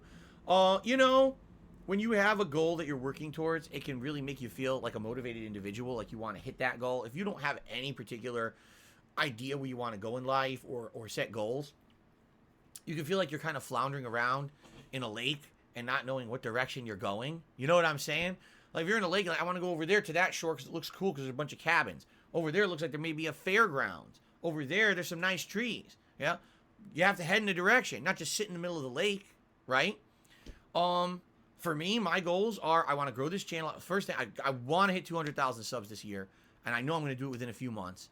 As long as I keep the pace I'm on. I want to continue to make improvements to my streams. I want to continue to branch out and do new projects and things that keep it fresh while still maintaining the quality of gameplay for my core audience. I want to improve this year with my setup. I really, by the end of this year, want a new PC and a new setup so that things look better and I can do better things and not have to worry about frame rate dips and choppiness and all kinds of issues. I'm hoping we can reach that this year. You know, that's kind of my short-term goals. My long-term goals, of course, are to get financially back on my feet to a point where I'm back kind of where I was when I was on Twitch, because that is one of the things I didn't mention on today's pre-stream, but I'll just briefly gloss over it. I'm nowhere near as much profitability here on YouTube as I was on Twitch. With the amount of subs and the cheers that I had coming in on Twitch, they were way more than what I make on YouTube. Okay? I'm just being honest. So because of that, I'm making less, and making less, it's harder. Things are tougher. That's why some months I'm telling you how I'm like paycheck to paycheck to pay shit. It's not good. It's not a good feeling. I feel like long term, if we can build this up right here and have more consistent super chats and things coming in, I can get back to the level where I was on Twitch, because the tips have remained great. Tips are still great, but it's everything else that's declined, and I haven't caught up. Even in the year I've been here, it's a slow build, you know? So I think eventually we'll get there, but yeah, at this point, it's about slow building the channel, making the improvements I can, and trying to get stability and trying to do some variety. While in the long term, absolutely, I want to get back to where I was on Twitch, and maybe then I can actually have some time to myself, have an extra day off with my wife, maybe go on an actual honeymoon, but that's so far off in the distance, there's no point in even thinking about it at this point. Alice Telebon to me $1.15 says, I really like your segment earlier this week on the Capcom guy who got fired for speaking on Fei Long. Awesome commentary and perspective from you. I'm still confused about the situation because I don't think there's been a definitive answer on really what happened there. But yeah, I really like doing this pre-stream podcast because we get to talk about stories like that, you know. I do believe we have another, let's see here. I do believe that we have another, yes, Babu Chan just became a channel member. 8 months in a row. Thank you for 8 months of support, Babu Chan. I appreciate that. Okay, ladies and gentlemen, we're not done because now we are going to order Thai food. Are you guys ready for this? I hope you're ready, because I'm ready. Okay. So, let me close and reopen my app here.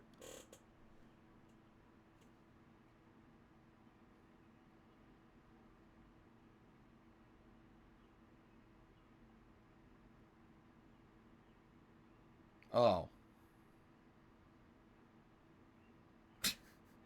I can't order from the restaurant I wanted to order from because I was going to order from this restaurant and it claims it's temporarily closed. What that means is they've shut off ordering from online services, which I don't understand. So I have to order from a different restaurant entirely now.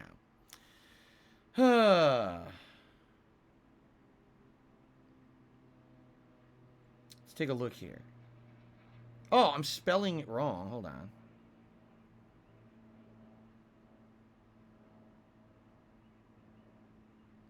Yeah, it really sucks. I was going to order from them, and they're claiming they're closed, and I can't order from them.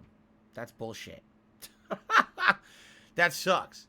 Well, I got to find another one on the fly. Let me see, because there's a bunch. There's a lot of Thai restaurants out here, like a ton. Let's see here. I'm trying to find one that's not too far away. Like, some of these are like an hour away. It's like, dude, do you really want the guy driving for a freaking hour?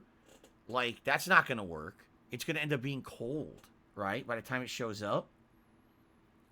That's not good. See, there's a few close by, but sadly they're not rated as well, which means that they're probably not as good. Of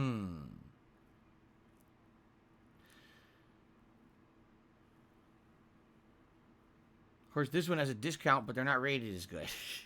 Special discount. Oops, our ratings are low. Son of a bitch. That one's even way lower. Damn, I'm definitely not ordering from that one.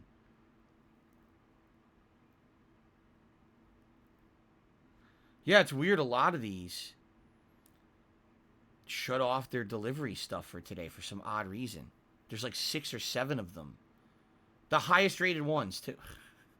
You know what I think happens is on certain days, like weekends, certain locations will say we don't want to have the online ordering and delivery because we want to focus just on our cuisine because we know we're going to get a lot of clientele in person. So I think they shut off the online order so that way they could just focus on that. The problem with that is then, what if I wanted to order from there? They have good food. Oh, can't get it. Son of a bitch. Okay, maybe we'll do this one. Look at this one. This one absolutely does delivery. Let's see what they've got. Actually, this looks incredibly similar to the other place that I was looking. I just want to see if they have similar stuff. They do have similar stuff. It's almost identical, actually. They have all the same soups. They have curries. Oh, wow. They have a lot of good stuff.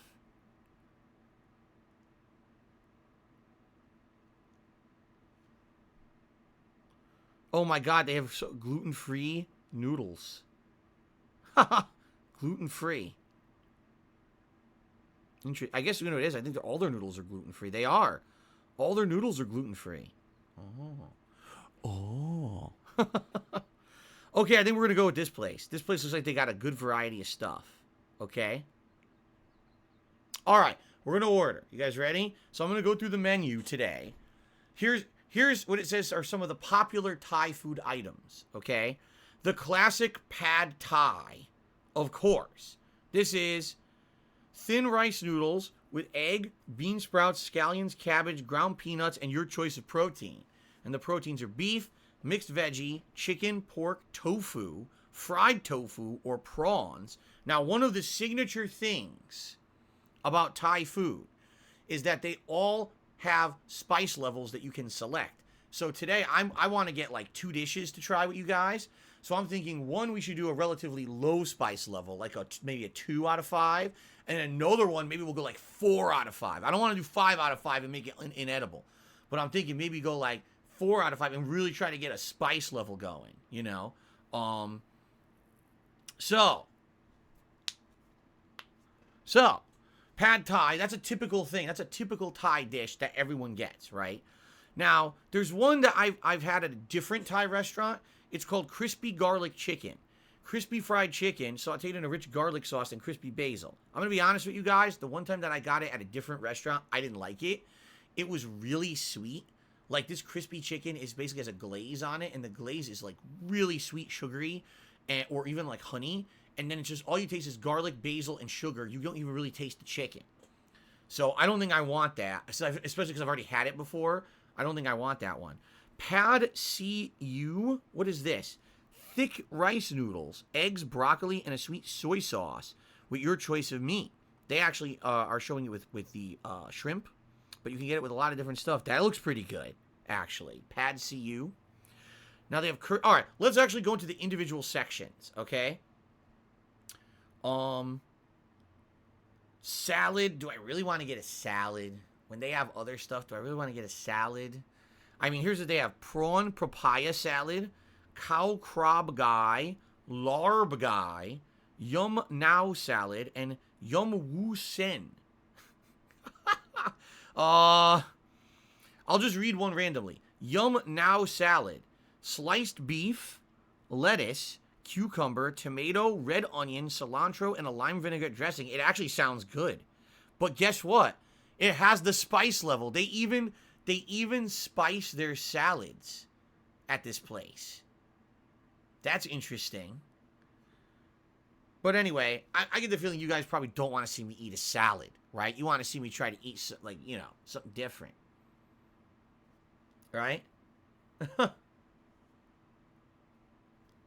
All right, let's go. Here's some soups they have. Tom Yum Soup. It's a hot and sour soup with lemongrass, lime juice, kaffir lime leaf, chili paste, onions, tomato, mushrooms, and cilantro with your choice of meat. That's interesting. Although, admittedly, I'm a little skeptical about ordering soup. Sometimes we order soup as a part of a meal and it leaks on the way here. This has happened a couple times. I'm a little worried, especially if it's a spicy soup. We're having leaky spicy soup all over the place. Tom Kha soup. It's a hot and sour soup with... Oh, this one's coconut milk. So it's a white soup because they put a ton of coconut milk in it. Cow soy noodle soup.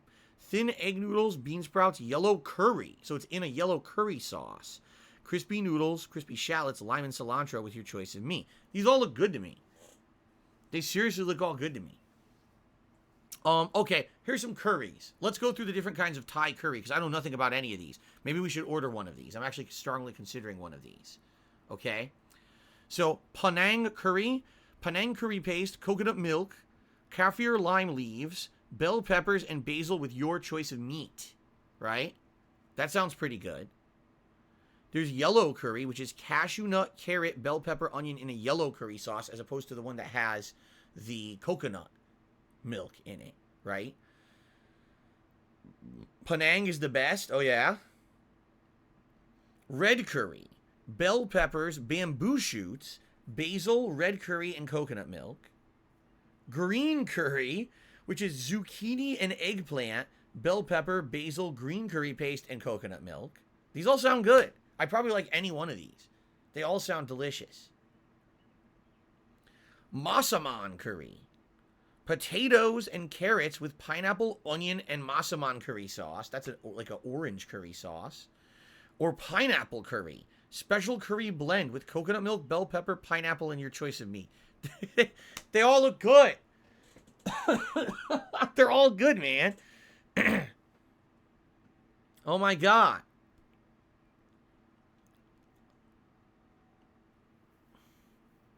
All right, here's what we're going to do. I'm going to do a poll for a curry right now in the chat. I can only do 4 options. So which Thai curry will we order? Will it be Penang? Will it be yellow? Will it be red? Or will it be green? There's your options. Over 600 people watching right now, I know, watching me order from a menu. Please vote on the type of curry that I will order, because I'm going to get one of those, okay? Now let's scroll down to the noodle dishes, because I definitely want to get a noodle dish of some sort. So I'll have a curry and a noodle dish. So you guys already know the pad thai. I'll read it again. Pad thai is thin rice noodles with egg, bean sprouts, scallions, cabbage, and ground peanuts with your choice of meat. Okay, that's the typical. All right. No, I didn't put massaman on the poll. It was further down. I went for the first 4 that were basically in the menu, so I couldn't fit 5. Okay. Wow, a lot of people are voting for the Penang. The Penang is in the lead right now. Yeah. Okay, so that pad thai, pretty typical Thai dish. Pad see is thicker rice noodles. So not the thin ones, but thick rice noodles with eggs, broccoli, and sweet soy sauce with your choice of meat. So totally different. One is thin noodles with a bunch of bean sprouts and peanuts. The other one is thick noodles with broccoli and a sweet soy sauce. That sounds pretty good. Pad kimao. This is thick rice noodles again with egg, bamboo shoots, tomato, onion, bell pepper, broccoli, basil, and a soy sauce. That sounds like it could be pretty. I like a variety of veggies, so this sounds good to me to have like a big variety of veggies, right? Pretty good. Then they have what's called golden noodles, thick rice noodles with egg, yellow curry. So this one is a noodle with curry sauce, broccoli, onion, bell pepper, green beans, carrots, and basil with your choice of meat. Okay. By the way, Penang is taking off. It looks like Penang is going to win. Currently, we have almost 200 votes and climbing, but Penang is way in the lead, so we're probably going to end up getting the Penang curry today. Sounds good. Cashew noodles. Listen to this. Thick rice noodles with eggs, cashew nuts. I love cashew nuts. Bell peppers, onions, carrot, mushroom, and a chili sauce. So that's probably going to be a little bit more spicy because it has a chili sauce to it. Ramen noodles. Thick rice noodles with egg, bean sprout, spinach, and peanut sauce. Choice of meat. Wow, these are all cool. These are all good, man. All right. And then pad wu sen. Bean thread noodles. I have no idea what a bean thread noodle is, and it's not clear from the picture. Egg, cabbage, tomato, pineapple, scallion, bean sprout, and celery with your choice of meat. All right, here's what we're going to do. Penang has won. We're absolutely going to order the Penang curry. That's happening. Okay? I'm going to go ahead and let's see. I'm going to add, they say jasmine rice is only like $1 extra. I'll get some jasmine rice with it. Okay, what kind of protein do we want for our Penang curry? They're suggesting shrimp, but you can do beef, chicken, pork, fresh tofu, or fried tofu. And I'm okay with all of those, all right? Toa Idar, thank you for the super chat. I have no idea what your message means, though. None at all. Let me get you on the leaderboard for that super chat.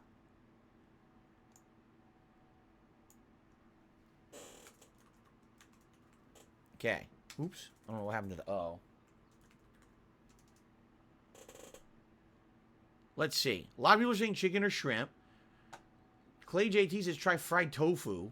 I've never had fried tofu before. Shrimp, chicken. Everyone's like chicken or shrimp, chicken or shrimp. You know, they're showing it with shrimp, so I kind of leaning towards shrimp. Thank you, Guts. He says happy 1 year anniversary. By the way, play cool. I see you did tip me, and I will shout that out in a bit.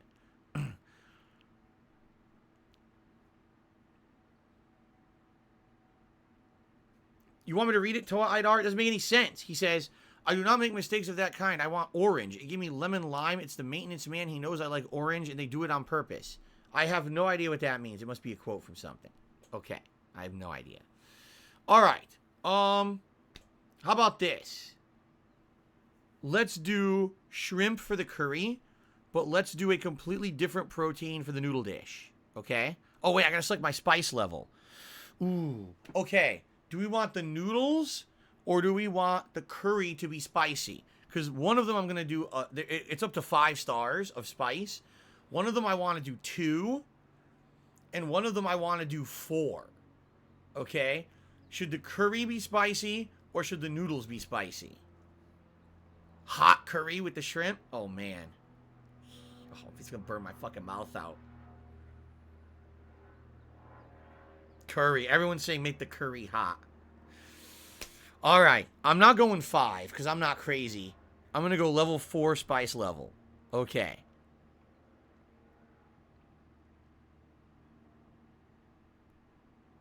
All right. So we got the what's it called? The Penang spicy curry with prawns is the first one. Okay. All right. Now, here's what we're going to do. I'm going to be honest with you guys.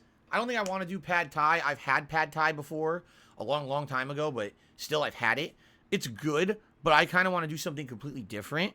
All right? So what I think I'm going to do, I'm going to pick 4 noodle dishes, and you guys are going to vote on the 4 noodle dishes to determine what I'm going to do. So the first one I'm interested in is Pad CU. I'm going to start putting these up. All right? Here's what Pad CU is. It is thick rice noodles with egg, broccoli, and a sweet soy sauce. Okay? Then we've got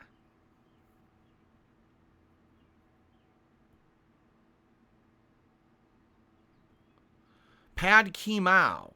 This is thick rice noodle that also has egg, bamboo shoot, tomato, onion, bell pepper, broccoli. Oh, you know what? That's actually better. The Pad Kimao is better than the Pad CU.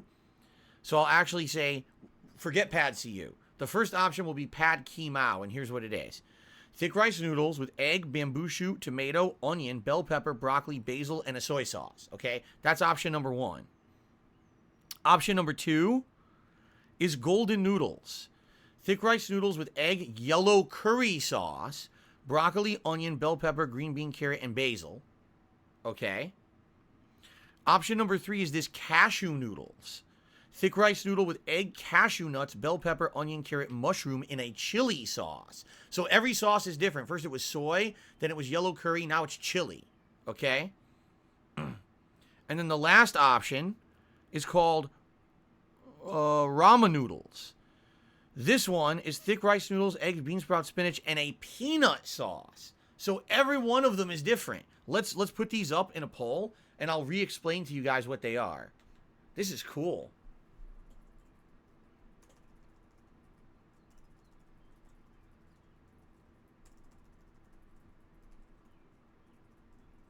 So the first one is called pad ki mao.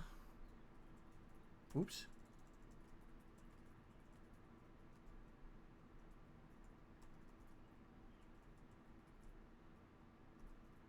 The next one is called golden noodles. And that one has, let's see here.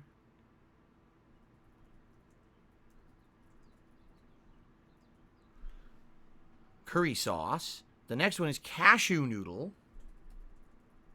And that one has a chili sauce. These all sound good. Damn, I'm getting real hungry now. And the last one is ramen noodle. And that one is peanut sauce. Okay, the poll is going live right now. Please vote. I'm going to go through these again, okay? So option number 1, which is called pad ki mao. I'm going to read it again. This one is thick rice noodle with egg, bamboo shoots, tomato, onion, bell pepper, broccoli, basil, and a soy sauce. Okay, that's pad ki mao. Second option is golden noodles. This one is thick rice noodles, egg, yellow curry, broccoli, onion, bell pepper, green beans, carrots, and basil. Okay, so that's a kind of curry noodle dish. Our third option is cashew noodle. This one has thick rice noodles, egg, cashew nut, bell pepper, onions, carrots, mushrooms, and chili sauce. That sounds pretty good. And then last but not least, ramen noodle, which is thick rice noodles with egg, bean sprout, spinach, and a peanut sauce. Pretty interesting, huh? All right, the vote is going, and it's close right now. Wow, it's close. An early lead is cashew noodle, but right behind is ramen noodle. So that's chili sauce with cashews versus a peanut sauce. Oh, it sounds good. It sounds good. Oh, that sounds delicious. I may also get an appetizer. One of the classic appetizers of Thai food is something I've never tried before. It's actually called, where is it? Where is it? Chicken satay, which is chicken skewered, curried with a yellow curry, also cooked in coconut milk, and you get pickled cucumbers and a peanut sauce with it. It's like these chicken skewers you dip and eat. They look completely unique. I've never had anything like that. So I might try that.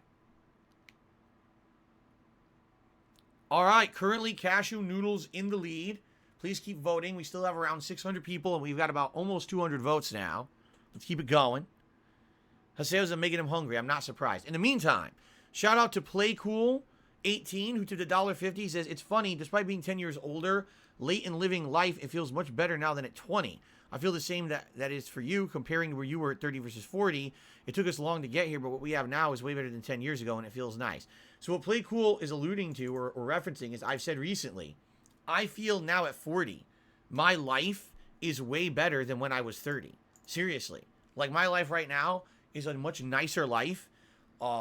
Less, actually, in my opinion, less stressful, less drama. I have a nice family life. I'm happily married. You know, I have a nice house. I have a job that I love. I mean, the financial side of things could be better, but outside of that, everything's pretty good, and I like myself and my life now way more than who I was and what my life was 10 years ago. And I completely agree with Play Cool in that regard. Absolutely. Thank you for the tip, man. Okay. All right. With 200 votes in, Cashew Noodle is in the lead. This is the one with cashews and chili sauce by about 5%. I think we're going to say, let's end it at that, and we're going to get Cashew Noodle. That sounds absolutely delicious. I hope it is. We won't know till we try, right? But let's go ahead and add that. And I'm going to go talk to my wife and see what she wants. Get her a nice, delicious dinner here. Where the hell is it now? Now I lost it. Oh, I skipped it. I was in the fried rice. Here we go. Cashew noodle. Oh, wait. We have to determine the meat. So for the cashew noodle dish, we already got shrimp for the curry. Should I get beef, chicken, pork, fresh tofu, or fried tofu? Which one should I get there? You know what? I think I'm going to eliminate pork. I don't think I want pork. I'm not in the mood. I had pork chops for dinner last night, so I don't want pork today. You know what? Let's do a poll. This will be the last poll, and then I'll order. So here we go. Which protein for the cashew noodles? Will it be chicken, beef, fresh tofu, or fried tofu? All right, vote. Here we go. The final poll. I love being able to do these polls. Awesome. All right, guys. Poll is up. Thank you, Cheerio Eaters. Congrats on 1 year on YouTube. Thank you. Let's vote on the protein, my friends. Proteins. Now for the record, obviously I've had chicken. Obviously I've had beef. I've had tofu, but not in big amounts. I've had tofu before when I was in high school. There was some vegetarian food left over from an ex-girlfriend of my friend's dad. Yeah, my friend's father had a vegetarian girlfriend who then he broke up with, but he still had food of hers in the house, and we tried some of it. It was like vegetarian, like patties made of tofu, and we tried them and thought they were absolutely disgusting. We were like, oh, can't eat this shit. Who would eat this? It was absolutely hilarious when we tried it. But then years later, I've had tofu and things like, you ever had miso soup? That's a classic soup that has a broth with scallion, but pieces of little cubes of tofu at the bottom. And I've had it in there, and I think it's good. So I've never really had tofu as like the main protein of a dish. It's made by, for those who don't know, tofu is soybeans that are processed and formed into a different form. So it would either be just the tofu itself or a fried version of it. People are voting right now. Let's see here. Right now, it's between beef and fresh tofu. Fresh tofu is at 31%, while beef is at 28%. Fried tofu is 22%, and then chicken is 19%. Interesting. I guess you guys are looking out for my health. You're like, we don't want any fried for Phil. Give him the fresh. That's good. You know, I am getting older. No, Kat probably will not get the same as me. I'm sure she'll get something different. Likely. Haseo says, I think tofu will be good. It can be good in the way that it's prepared and how it's handled. Thank you, Jay. This is happy 1 year anniversary. Thank you, Jay. Good to see you. Lots of people here. Like I said, here's what we're going to do. Once we determine this final thing, I'm going to go on a break. I'm going to go order with my wife, come back in just a couple minutes, and we're going to do DSP Reacts to Down the Rabbit Hole Dark Side Phil. That's what's next on the agenda right here on the stream. So get your butts ready. And by the way, I will tweet and post when it's starting, so people who maybe weren't here for the pre-stream and want to watch will be here. It'll be cool. No, I do not miss Twitch, although there are a few things that obviously are big shortcomings here. We already outlined them on the pre-stream today. I very much like being here on YouTube. I would never go back to Twitch. Thank you, Yoshino Lover. He says, happy 1 year anniversary. Wow, the poll has flipped. It's now beef at 32% and fresh tofu at 29%. So you guys only have a little bit more to vote if you haven't. I mean, there's hundreds of people who haven't voted yet. If you want to see something other than beef, now would be the time. But hey, I'm not going to complain about beef. Today's basically my cheat day of eating things that I shouldn't be eating. And then after this, I'm back to no red meat, no shellfish. If I'm trying to think what meals we have left. Turkey burgers one day. And what's our other meal we're doing this week? Oh, we're having salmon this week. Yeah. I'm actually having salmon for dinner one day this week, which I never eat. So it'll be good because I like salmon. Oh, the beef is still in the lead by 2%. Fresh tofu's behind it by 2%. It's beef 33%, fresh tofu 31%. Almost 300 votes. Still climbing. Tofu or no foo, says Will. Ew. Fartnark says vote tofu. No, any food not on the toes, please. That's disgusting. Thank you guys very much for over 100 likes. We're 166 and climbing already, and we haven't even really started yet, so thank you guys. Chris B says, I'm so excited for this. Congrats. Thank you, Chris B. Hope it turns out well. I hope you guys like it. We'll see. Salmon is delicious. I agree. When salmon is prepared well and has good things with it, it's delicious. I don't know if I would just eat the plain salmon, but when it has a glaze or it has a rub or it has other things you eat with it that make it, complement the flavor, I think it's really good. Guys, I think we're going to stick a fork in it. Beef is still winning by 2%, and even with more people voting, it's not really moving. So it looks like we're going with beef. All right. So it's going to be beef in our cashew noodles, and I'm going to do the 2-star spice level. Remember, we're doing 4-star for the curry, the Penang curry. So we're going to go 2-star for the noodle dish. All right. All right, guys. Thank you all for a great PreStream podcast. Now, here's the deal. I'm going to go on break for a few minutes. It's not going to be long, maybe 5-10 minutes, because I'm going to order my wife. I'm going to use the restroom. When we come back, it will be DSP Reacts to Down the Rabbit Hole Dark Side Phil, and I'm going to tweet out and post up when we start, so those who aren't here will hopefully join, and it's coming. I know this is what you guys are waiting for, all right? All right, so I will see you guys in a few minutes. Thanks for a great PreStream podcast, and I'll be back in just a little bit.